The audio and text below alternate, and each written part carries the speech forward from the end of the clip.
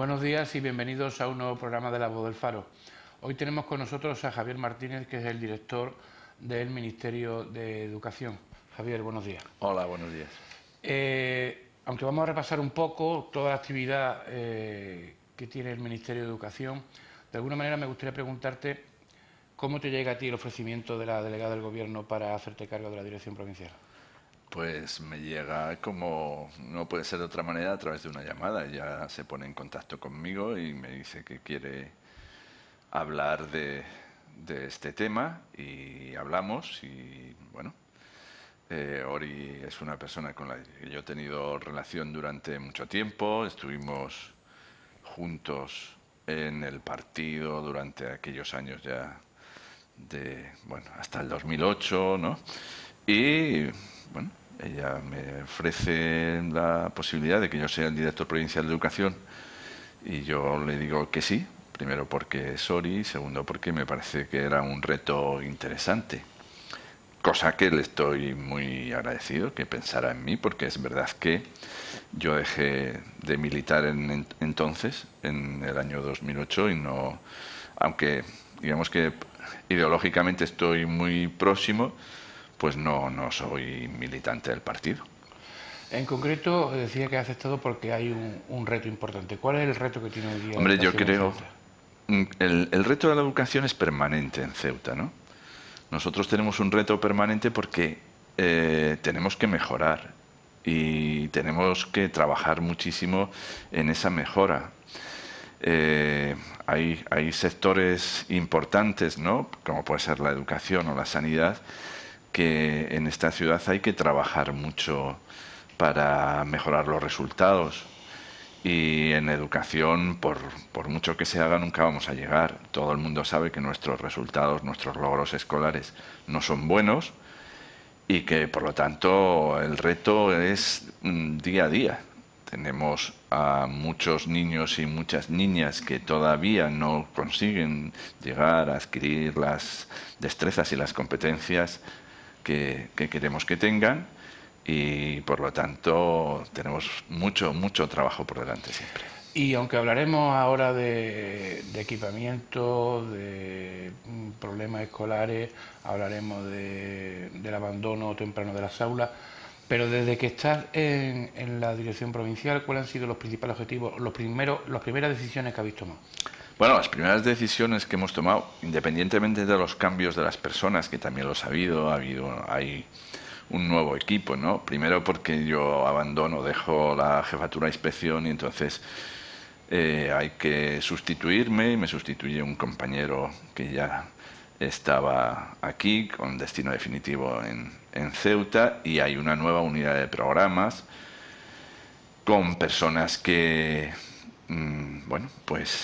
se hacen cargo de los distintos programas educativos. Pero bueno, el primer logro, evidentemente, el primer reto, evidentemente, o el primer problema que nos enfrentamos a este curso es poner en marcha un curso nuevo, que se necesita profesorado, tenemos que negociar con Madrid profesores, al final conseguimos que nos aumentaran el cupo pues de una forma razonable para que empezáramos en unas condiciones dignas. Y además de eso, pues lógicamente tenemos que enfrentarnos a nuevos retos, y de esos nuevos retos pues tienen que ver mucho con la formación del profesorado y con la formación profesional.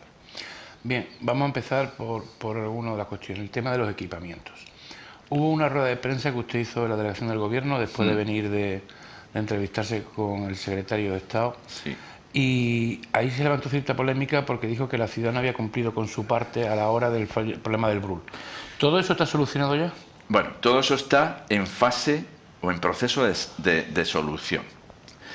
Yo dije que la pelota estaba en el tejado de la ciudad, y era verdad, ¿no? Es decir, el problema de las construcciones escolares, de los equipamientos en Ceuta, ha sido siempre la falta de espacios de solares, de suelo, en definitiva, de suelo para construir colegios. El Brul, donde hay una opción de construir un centro completo, es decir, un centro de enseñanza obligatoria que va desde infantil, secundaria y bachillerato, pues como consecuencia del estado en el que estaba el PGO, el Plan General de Ordenación Urbana de la ciudad, pues no se podía calificar como suelo de dotación de uso educativo, ¿no? Eso necesitaba un proceso que tiene que pasar por un Consejo de Ministros, y entonces había que iniciar tiene que llegar al Consejo de Ministros, y había que iniciar ese proceso, y se inició, es verdad.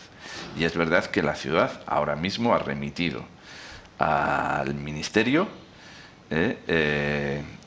pues lo que le tenía que remitir, un documento diciendo que no puede conceder la licencia de construcción que se había solicitado, porque el Ministerio solicita una licencia de construcción y la ciudad le dice, no podemos darle la licencia porque tal. Pero hay una solución excepcional, que es llevar la convalidación de ese suelo al Consejo de Ministros, y entonces háganlo ustedes, y lo vamos a hacer, o se va a hacer. Tanto por parte del... ahí van a tener que trabajar, y están trabajando en ello, porque el documento ya está en Madrid, el Ministerio de Educación y el Ministerio de Fomento. Entonces, el día que el Consejo de Ministros diga que ese suelo ya pasa a ser suelo de dotacional educativo, pues se podrá iniciar la construcción. Y creo que ese será, espero, y estoy seguro que va a ser así, en el próximo mes. Bien, usted dijo que el Ministerio estaba dispuesto a apostar claramente por construir nuevos centros escolares en nuestra ciudad, y que lo que hace falta es suelo. ¿Se va a hacer un programa? ¿Se está hablando con la ciudad o cómo se va a...? Se está hablando con la ciudad y se va a hacer un programa. Fíjese que si se está hablando con la ciudad, que ayer hemos tenido una larga reunión con la Consejería de Presidencia. Es verdad que la consejera tenía previsto asistir y por razones de urgencia de última hora no lo pudo hacer, pero aún así la reunión se celebró con representantes de la ciudad y de la Consejería de Presidencia y de la Consejería de Fomento, es decir, arquitecto y el secretario general, el director general de Presidencia, y con representantes de la Dirección Provincial. Y hemos hecho un repaso de todas las necesidades de equipamiento, ¿no? Y las deficiencias que tienen los centros. Nosotros en estos 2 meses, en el mes de septiembre y el mes de octubre, hemos hecho un informe de cada uno de los colegios destacando las deficiencias, los problemas que tiene a nivel estructural, ¿no? A nivel de infraestructuras. Y se los hemos pasado pues a la ciudad para que los conozca y tenga una radiografía de cómo están los colegios en Ceuta. Pues si hay un problema aquí, un problema allá, pues de cubierta, de lo que sea, cada uno el problema que tiene. Eso ya lo sabe la ciudad y su intención es arreglarlo.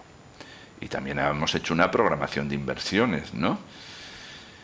¿Cuál es? Pues además del BRUL, hemos hablado muchas veces de Loma Colmenar. Estamos pendientes de la cesión por parte del SEPES, del Servicio de Vivienda Social, del solar de Loma Colmenar, y ya hay un boceto de colegio. Es decir, ya la Gerencia de Infraestructuras y Equipamientos del Ministerio ha hecho un primer proyecto. Si conseguimos esa cesión, pues en los próximos meses sería la segunda construcción. Y la tercera, que es siempre lo más difícil, y ya hemos hablado muchas veces de ello también, es en la zona del Sardinero. Es necesario un instituto también de secundaria y bachillerato. Pero ahí nos encontramos con los problemas de suelo. Primero el suelo de Ibarrola, que en principio se consideró que estaba contaminado, luego entonces el Ministerio en su día lo desechó, eso pasó a ser al Ministerio del Interior para una posible comisaría, y nosotros hemos pensado en el Fisher.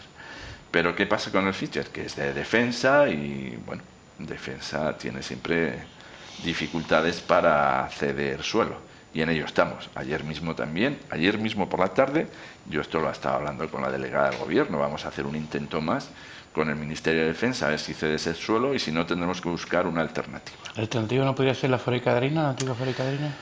Lo que pasa es que tiene problemas, la antigua fábrica de harinas. ¿Qué problemas tiene? Pues tiene un problema que los 10.000 metros que se consideran necesarios para la construcción de un instituto serían a base de suelo de defensa, suelo de la propia ciudad, del ayuntamiento, suelo particular, y entonces habría que comprar incluso ese tipo de suelo, y eso daría más problemas, más dificultades, ¿no?, a la hora de disponer de esos 10.000 metros.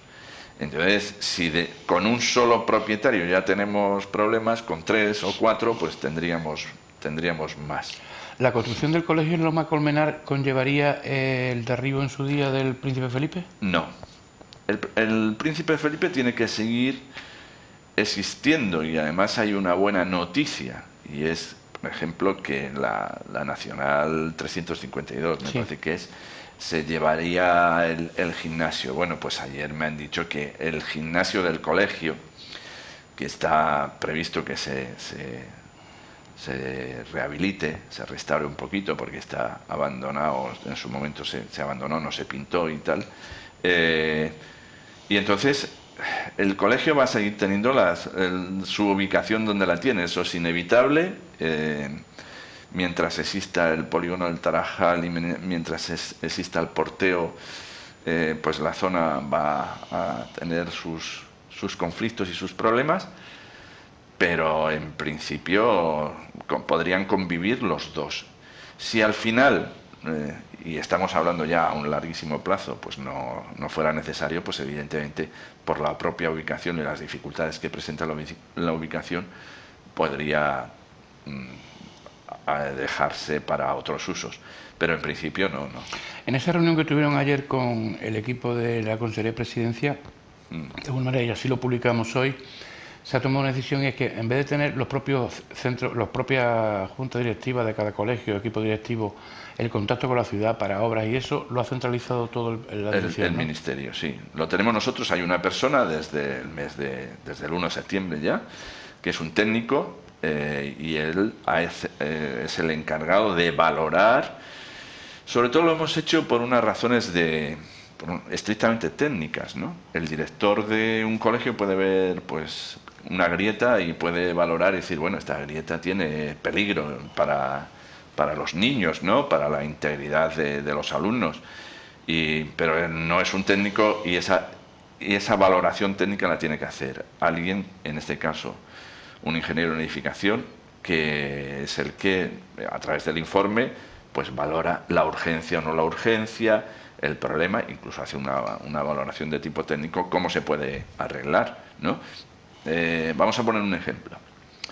Hace 15 días, ¿no?, aparecen las primeras lluvias, tenemos una cubierta provisional en el Ortega y Gasset. De repente el director nos llama, nos dice que hay problemas porque está cayendo agua en alguna de las aulas. Nuestros técnicos, el técnico y la técnico de prevención de riesgos laborales, van al centro, ven la situación, la valoran, y bueno, al final no era tan grave, se pudo solucionar. Pero bueno, ya tenemos una persona que capaz de hacer una valoración de todo eso. Les quitamos esa preocupación a los directores, y además centralizamos todo, nos coordinamos con la ciudad y establecemos, digamos, una prioridad a la hora de arreglar los colegios, ¿no? Porque ya no solo está en la cuestión de construir nuevos centros escolares, sino también en esa misma reunión de ayer, ustedes le han pedido a la ciudad terreno, propiedad municipal, me parece, para ampliar dos colegios. El Andrés Manjón, el Vicente Alessandre, me parece que es. Sí. Le hemos pedido la cesión de un solar que ya está en el Andrés Manjón, en el patio, que está anexo al patio del colegio del CEIC Andrés Manjón, y se lo hemos pedido efectivamente para construir ahí un nuevo edificio en el que el colegio obtenga, digamos, una cierta, bueno, pues un salón de usos múltiples, un gimnasio, una sala de profesores, algunas aulas más. Y entonces eso mejoraría sensiblemente las instalaciones del Manjón. Y lo mismo ocurre con el Vicente Alessandre. Hay otro solar, que es de la ciudad, que está entre el propio colegio y la iglesia, y ahí podríamos hacer también, pues, una obra similar. Si ellos nos ceden esos dos suelos, esos dos solares, el ministerio construiría un anexo para que los colegios tuvieran esas salas de usos múltiples y los gimnasios que son tan necesarios. Yo no sé si esta pregunta me la puede contestar el director provincial actual o Javier Martínez como persona que lleva involucrada en la educación de Ceuta muchos años. ¿Ha habido una dejación en Ceuta, digo, por parte de todo el mundo, en la construcción de infraestructuras? Yo diría que hasta el último equipo, y no, fíjese que no estoy hablando de colores políticos, que el último equipo sí que empezó a apretar el acelerador. El anterior se hizo una planificación, el anterior fue el de Cecilio Gómez Cabrera, se hizo una planificación, permíteme que la defina como desastrosa, donde se debió hacer un centro de secundaria, se hizo un centro de primaria y ahora como consecuencia lo que era un centro de primaria lo tenemos que transformar en un centro de secundaria. Estamos hablando de la transformación de la antigua escuela magisterio, ¿no? Exactamente. Es decir, ahí hubo un error. Bueno, se creó un número 18, un CEIC, un colegio de educación infantil y primaria, que era el número 18, que salió en el BOE, que luego no se llevó a efecto. Y no se llevó a efecto porque nosotros, y en ese caso concreto el servicio de inspección, tuvimos una intervención directa. Dijimos, si hacemos tantos colegios juntos, alguno nos sobra. Necesitamos colegios, pero necesitamos lógicamente colegios bien distribuidos que cubran todas las necesidades de las distintas barriadas y de las distintas zonas de la ciudad. Pero no, íbamos a tener el José Acosta, el supuesto número 18 que estaría en la anterior Facultad de Humanidades. Tendríamos luego, un poquito más abajo, en la Avenida de África, el Juan Morejón, el Mare Nostrum, el Ciudad de Ceuta. Y yendo hacia Jadú, pero también casi en la misma zona, tendríamos el Ramón y Cajal y el privado concertado, que es el Severo Ochoa. En definitiva, no tenemos tanta población en la zona, por lo tanto, al final se tomó una decisión que fue trasladar el José Acosta a la antigua facultad y hacer eso un centro de primaria, y ahora lo que se ha tenido que hacer es lo que era el anterior José Acosta, transformarlo en un centro de secundaria. Y eso va a descongestionar un poco el Puerta del Campo, ¿no? Eso va a mejorar mucho el Puertas del Campo. Un poco no, mucho. No es la situación ideal. Somos conscientes todos, la anterior administración y esta, que no es la situación ideal. ¿Por qué? Porque el IES Puertas del Campo va a tener el mismo código y va a seguir siendo un centro con dos instalaciones diferentes. Una dedicada, que es el Puertas del Campo de toda la vida y la antigua Escuela de Comercio, dedicada a la FP, y una que sería el antiguo José Acosta, dedicada a la ESO y bachillerato. El hecho de que estén físicamente lejos o no muy cerca, pues dificulta evidentemente la coordinación necesaria. Pero también es verdad que los beneficios son mayores que los perjuicios que se causan. Y el beneficio más grande lo van a tener tanto los alumnos de la FP como los alumnos de la ESO y bachillerato. Los de la ESO y bachillerato van a tener una pista polideportiva en su centro, un gimnasio cubierto, que ahora tienen que salir del instituto para ir al Clara Campoamor, al polideportivo, a hacer la educación física, Lo van a tener allí, van a tener su laboratorio, su aula de tecnología, etcétera, etcétera, etcétera. Van a tener lo básico, lo mínimo, y con unas aulas hermosas, con mucha luz, muy agradables. ¿Qué va a ganar la FP? Pues evidentemente, la FP, si ustedes lo conocen y los que lo conocemos bien, yo he sido su inspector durante años y años, pues es una caja de cerillas donde se han ido haciendo tabiques para intentar dar respuesta a las distintas necesidades que iban surgiendo. Pues eso nos va a permitir que la FP básica, que se da por la tarde y que se debe impartir por la mañana, la FP básica de informática y de comercio, bueno, de administración de empresas, se dé por la mañana, que las aulas queden todas ellas para los grupos de FP, tanto de los de ciclos de grado medio como los ciclos de grado superior que se imparten. Por lo tanto, van a tener para ellos solitos el espacio que ahora tienen que compartir, ni más ni menos, con toda la ESO y con todo el bachillerato. Bien, decía antes usted que uno de los objetivos que se han marcado es la formación del profesorado. ¿Fue un error la desaparición de los centros de profesores? Sin ninguna duda. Una de las, en aquella entrevista que usted aludía al principio con el secretario de Estado, con Alejandro Tiana y con la directora general de Evaluación y Cooperación Territorial, Consuelo Velázquez Medrano, una de las cosas que hablamos y una de las cosas que ellos quieren revertir es que los centros de profesores, los CPR, que en nuestro caso eran centros de profesores y recursos que desaparecieron, no desaparezcan. No sé si volverán a tener la entidad que tuvieron en su momento, pero desde luego, si no existen como tal, desde la unidad de programas, pues que se le dedique una parte importante de los recursos a la formación del profesorado. ¿Es necesario potenciar la formación del profesorado? Yo diría que hay dos terrenos ahí. Uno que es infantil y primaria. Los profesores de infantil y primaria son maestros y se les forma como tales maestros y se les da pedagogía y didáctica de las distintas ciencias. Uno estudia didáctica de las ciencias sociales, didáctica de las ciencias naturales, didáctica de las matemáticas o didáctica de las lenguas. Los profesores de secundaria, desafortunadamente todavía no hemos encontrado el modelo de formación que sería el ideal.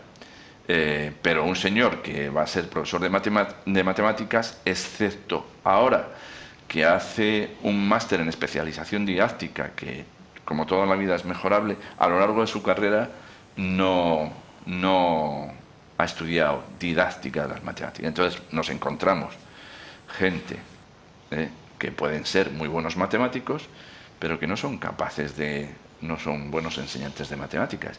Y esa formación del profesorado secundaria, también el de primaria, porque la innovación y la renovación tiene que ser una constante en el profesorado, pero sobre todo para los de secundaria, para dar la formación necesaria, que en muchos casos es deficitaria, ¿no? Y decía que otro objetivo va a ser la formación profesional. ¿Por dónde van a ir los tiros? Los tiros van por aumentar nuestra formación profesional, por hacerla más dinámica. Hacerla más dinámica significa que seamos lo suficientemente, adaptables y que nos adaptemos a los nichos de trabajo, al mercado de trabajo.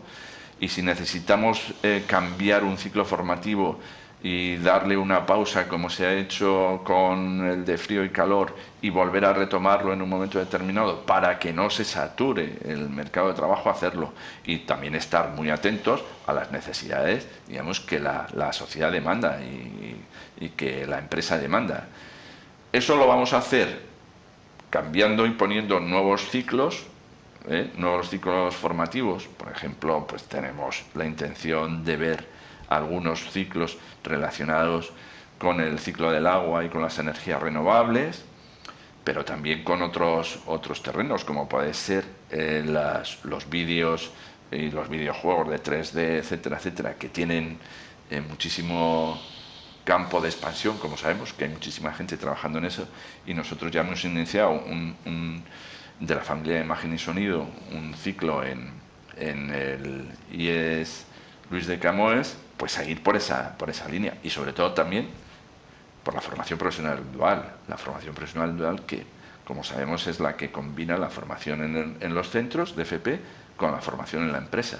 Este año empezamos con la formación profesional dual de comercio en Carrefour, que es la empresa que va a recibir a nuestros estudiantes a partir del mes de febrero, pero eso es el inicio. Ahí se abre una puerta que tiene que extenderse, con las dificultades que tenemos, porque las dificultades en Ceuta todas son sabidas. Aquí pues la empresa y la industria es limitada y tenemos también, pero bueno, encontraremos empresas. ¿El famoso convenio MEC Ciudad está sirviendo para lo que sirve o habría que también renovarlo un poco? Vamos a ver, se acaba de firmar el de este año, en estos días. Vamos, yo llevo detrás del convenio porque se creó hace 3 años una subcomisión técnica que la formaba el coordinador, el jefe o jefa de programas y el jefe de inspección, y por lo tanto yo he formado parte de ella durante los últimos 3 años. Intentamos intentamos dar respuesta para lo que se creó, que es, en definitiva, pues para las dificultades que tiene la educación en Ceuta, ¿no? Problemas de abandono, problemas de necesidades de apoyo y refuerzo, otras actividades que contribuyan a la mejora del sistema.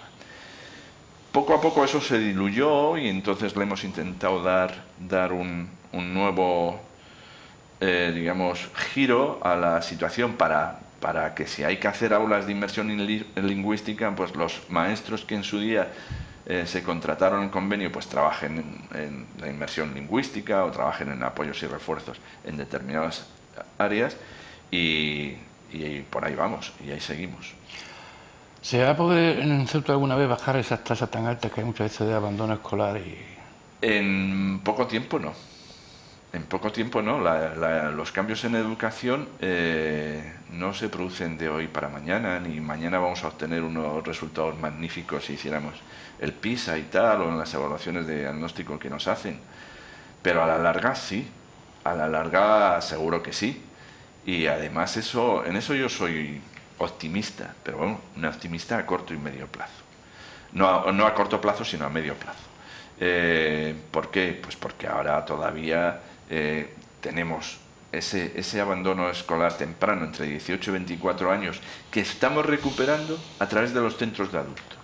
Y eso es bueno, ¿no? Porque en los centros de adultos cada vez tenemos más chicos y chicas de 18, 19, 20, 21 años que abandonaron el sistema en su día y que ahora quieren lo retoman para sacar el graduado en educación secundaria obligatoria. Y eso les da ya luego las posibilidades de hacer una FP, etcétera, etcétera. Y en eso somos optimistas. Y también es verdad que cada vez dedicamos más recursos para que el abandono que se produce a lo largo de la secundaria. Nosotros tenemos un fenómeno curioso. Si cogemos cualquiera de los centros, vemos que en primero de la ESO tenemos 7 u 8 primeros de la ESO y llegamos a cuarto de la ESO y tenemos la mitad. Unos es verdad que se han ido a la formación profesional básica, pero otros muchos han abandonado el sistema antes de cumplir los 16 años. Y eso tiene que ver con la idiosincrasia de la ciudad, con la mentalidad de determinados colectivos de la ciudad, que todavía no tienen esa idea de que la educación es fundamental para que las personas puedan convertirse en esas personas libres, cultas, que se van a ganar y van a vivir de una forma, una vida mejor, ¿no?